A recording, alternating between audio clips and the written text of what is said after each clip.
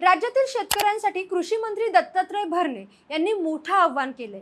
Monsoon राज्यात दाखल झाला असला तरी 15 जून पर्यंत सर्वदूर समाधानकारक पावसाची शक्यता नाही। त्यामुळे शेतकऱ्यांनी पेरणीची घाई करू नये असं आवाहन कृषी मंत्री यांनी केलं आहे। विशेषतः मराठवाडा आणि खानदेश या भागात तातडीने सर्वत्र पाऊस पडण्याची शक्यता नसल्यानं हवामानाचा अंदाज पाहूनच पेरणी करण्याचा सल्ला त्यांना देण्यात आलाय।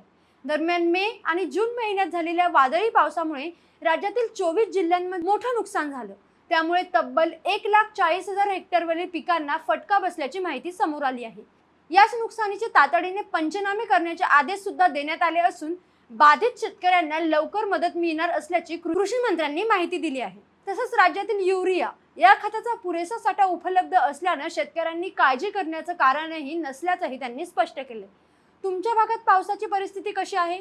पेरणीची तयारी सुरू झाली का? कमेंटमध्ये नक्की सांगा। आणि अशाच महत्त्वाच्या अपडेट्ससाठी त्याचं काय महाराष्ट्राला इंस्टाग्रामला फॉलो आणि यूट्यूबवर सबस्क्राईब करायला विसरू नका।